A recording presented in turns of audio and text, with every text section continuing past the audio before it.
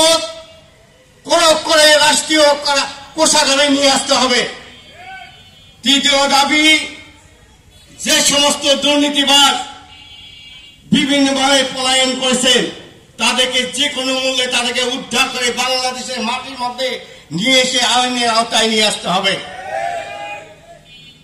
যারা এই দুর্নীতি করছে, আওয়ামী লীগের লিডাররা, এমপিরা, মন্ত্রীরা এবং প্রশাসনের বিভিন্ন কর্মকর্তারা, তাদেরকে চাকরিচ্যুত করতে হবে, তাদেরকে বিচারের আওতায় নিয়ে আসতে হবে।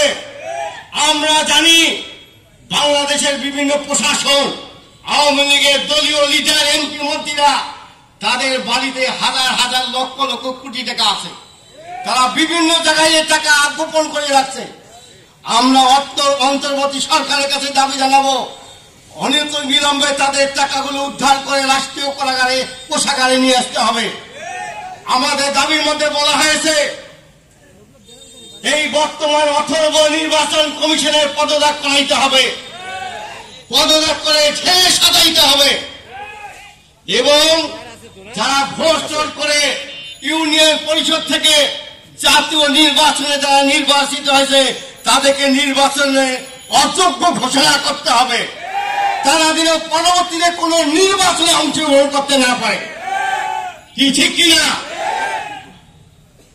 আমরা অন্তর্বর্তী সরকারের কাছে বিশ্বাস চরণের পক্ষ থেকে, ইসলামী আন্দোলনের পক্ষ থেকে যে দাবিগুলো দেওয়া হয়েছে, এগুলো যদি বাস্তবায়ন হয়, বাংলাদেশে আর সন্ত্রাস থাকবে না, আর দুর্নীতি থাকবে না, আর চুরি থাকবে না, আর জুলুম থাকবে না।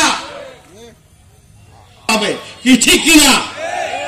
আমরা এই দেশ 52 বছর হয়ে গেল দেশ স্বাধীন হওয়ার পরে আমরা আওয়ামী লীগের শাসন দেখেছি, বিএনপি শাসন দেখেছি, জাতীয় পার্টির শাসন দেখেছি।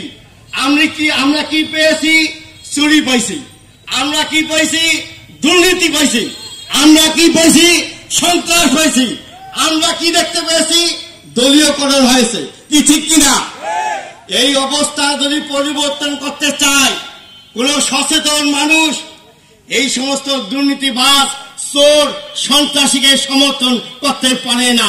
কি ঠিক কিনা?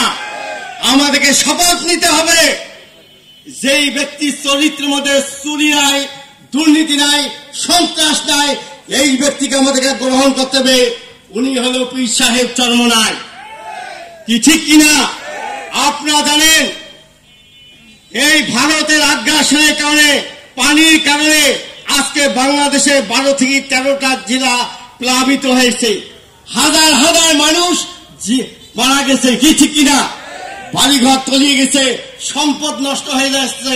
বিশ্বাস চরমনাই এক হাতের পানির মধ্যে নেমে মানুষের ঘরে ঘরে সমবেদনা জানাচ্ছে, তাদেরকে খাদ্য দ্রব্য অর্থ বিতরণ করতেছে। ঠিক কিনা?